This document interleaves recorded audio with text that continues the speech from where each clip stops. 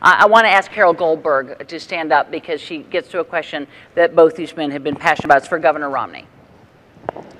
The outsourcing of American jobs overseas has taken a toll on our economy. What plans do you have to put back and keep jobs here in the United States? Boy, great question, an important question, because you're absolutely right. And the place where we've seen manufacturing go has been China. China is now the largest manufacturer in the world. It used to be the United States of America. A lot of good people have lost jobs. 500,000 manufacturing jobs have been lost in the last 4 years. That's total over the last 4 years. One of the reasons for that is that people think it's more attractive in some cases to go offshore than to stay here. We have made it less attractive for enterprises to stay here than to go offshore from time to time. What I will do as president is make sure it's more attractive to come to America again. This is the way we're going to create jobs in this country. It's not by trickle-down government, saying we're going to take more money from people and hire more government workers, raise more taxes, put in place more regulations. Trickle-down government has never worked here, has never worked anywhere. I want to make America the most attractive place in the world for entrepreneurs, for small business, for big business, to invest and grow in America. Now, we're going to have to make sure that as we trade with other nations, that they play by the rules, and China hasn't. One of the reasons, or one of the ways they don't play by the rules, is artificially holding down the value of their currency. Because if they put their currency down low, that means their prices on their goods are low. And that makes them advantageous in the marketplace. We lose sales, and manufacturers here in the U.S. making the same products can't compete. China has been a currency manipulator for years and years and years. And the president has a regular opportunity to label them as a currency manipulator, but refuses to do so.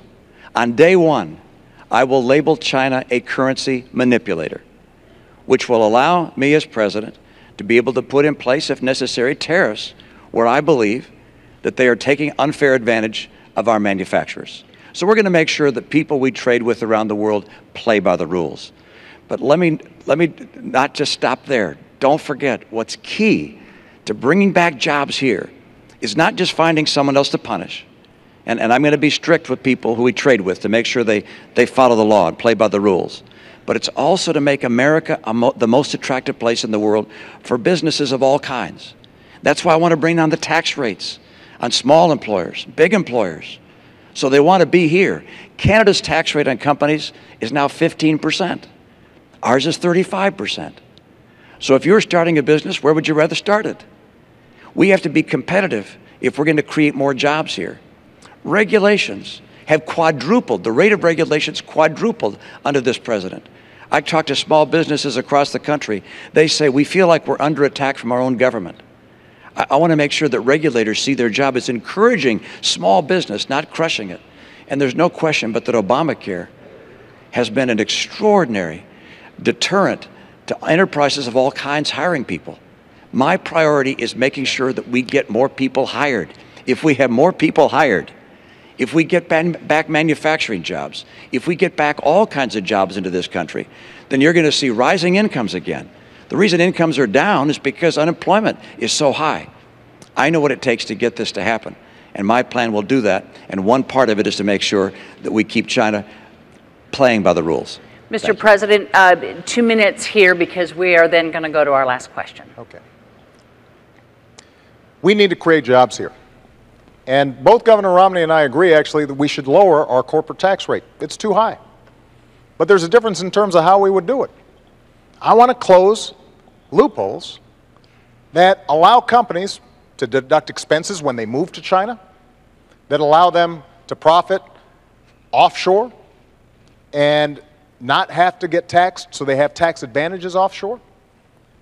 All those changes in our tax code would make a difference. Now, Governor Romney actually wants to expand those tax breaks. One of his big ideas when it comes to corporate tax reform would be to say, if you invest overseas, you make profits overseas, you don't have to pay U.S. taxes. But of course, if you're a small business or a mom and pop business or a big business starting up here, you've got to pay even the reduced rate that Governor Romney's talking about. And it's estimated that that will create 800,000 new jobs. Problem is, they'll be in China or India or Germany. That's not the way we're going to create jobs here. The way we're going to create jobs here is not just to change our tax code, but also to double our exports. And we are on pace to double our exports, one of the commitments I made when I was president. That's creating tens of thousands of jobs all across the country. That's why we've kept on pushing trade deals, but trade deals that make sure that American workers and American businesses are getting a good deal. Now, Governor Romney talked about China, as I already indicated. In the private sector, Governor Romney's company invested in what were called pioneers of outsourcing.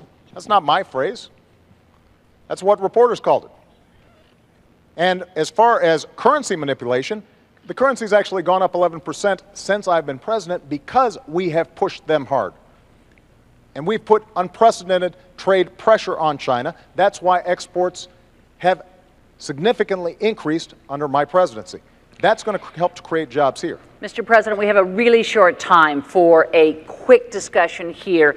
iPad, the Macs, the iPhones, they are all manufactured in China. One of the major reasons is labor is so much cheaper here. How do you convince a great American company to bring that manufacturing back here? The answer is very straightforward. We can compete with anyone in the world as long as the playing field is level. China's been cheating over the years. One, by holding down the value of their currency.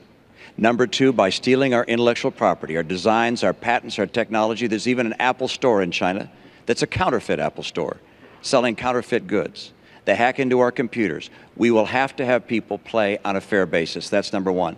Number two, we have to make America the most attractive place for entrepreneurs, for people who want to expand a business. That's what brings jobs in. The president's characterization of my tax plan is completely false. Let me tell you. Let me go to the president here because we really are running out of time. And the question is, can we ever get, we can't get wages like that. It can't be sustained here. Candy, there's some jobs that are not going to come back because they're low-wage, low-skill jobs. I want high-wage, high-skill jobs. That's why we have to emphasize manufacturing. That's why we have to invest in advanced manufacturing.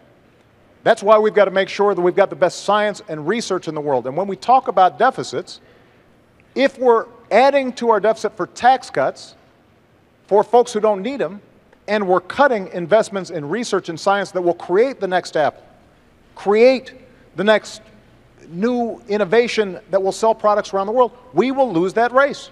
If we're not training engineers to make sure that they are equipped here in this country, then companies won't come here. Those investments are what's going to help to make sure that we continue to lead this world economy, not just next year, but 10 years from now, 50 years from now, 100 years from now. Thanks, Mr. President. Government does not create jobs. Government does not create jobs.